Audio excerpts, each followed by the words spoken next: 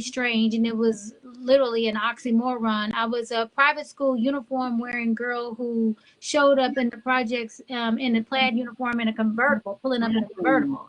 So you didn't see kids in the projects wearing plaid uniforms and pulling up in a convertible. But because my dad was an educated man, he did everything in his power to make sure that I would not be like her.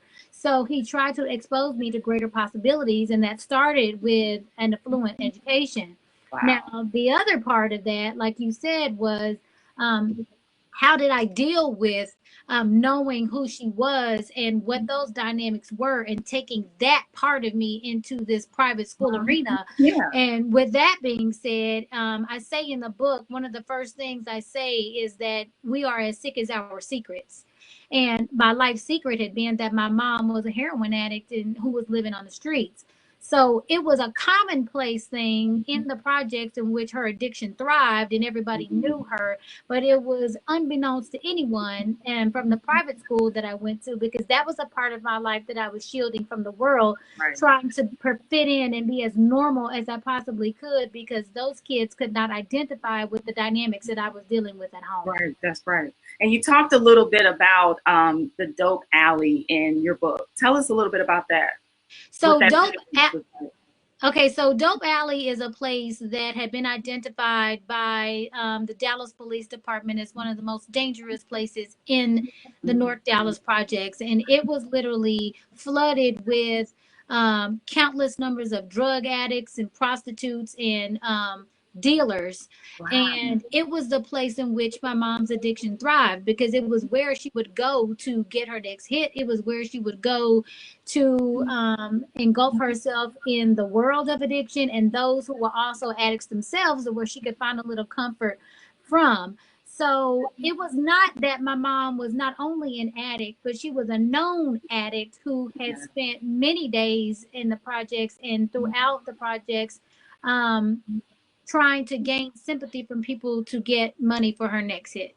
And you were saying that you had to walk past that alley or past that alley going to school every day? Yes. So what happened is that I lived in two different places simultaneously, if that makes any sense. So I lived with my grandmother in a crime-ridden place southeast Dallas called Pleasant Grove. But then when school let out, I had to have a place to go after school. And so that place was my aunt's house, who happened to live in the North Dallas projects. Well, that apartment in the North Dallas projects was a 10-minute walking distance away from the private school in which I attended. So most of the time, my dad would pick me up from school. But on the days that he could not, my cousin and I would make the 10-minute walk to my private school and come in to get me. And then we would make the trek back to my aunt's house in the apartments. Well, on the way back, we would walk underneath a bridge. And there were a number of times when I would see my mom sitting under the bridge as a homeless addict who was living on the streets. And it was a very painful thing for me to watch. So as we passed, I started to play this game with myself where I crossed my fingers and I would hide my fingers behind the straps of my backpack so that nobody could see, because it was like a good luck charm that hopefully I don't see her here today. And if I didn't see her under the bridge, that was a victory, and I would do a little skip. And then if I could walk past the alley without seeing her there as well, then that was a major victory. And then I would do Wow. two skips, and then I could skip the rest of the way to my aunt's apartment. So it was like a little game that I played with myself. Now, my cousin never knew why I was skipping so, happily trying to get to the apartment. But it was more of a nervous kind of or shameful reaction that you were making to do that. Like with yes. Yes. And it sort of seemed like a game, but in reality, it was like, I hope I don't see her. I hope that my friend doesn't see her. Right. So, maybe the happy look made it not seem so noticeable. It was a 10-year-old coping mechanism. Yeah. It was because what kids are very masterful at is turning tragic moments into something that we can manage. And my way of managing my mom being an addict as a 10-year-old child walking home from school under the bridge was to turn it into a game and hope to cross my fingers and skip along the way to hope that I didn't see her there. So yes, it was a 10-year-old coping mechanism.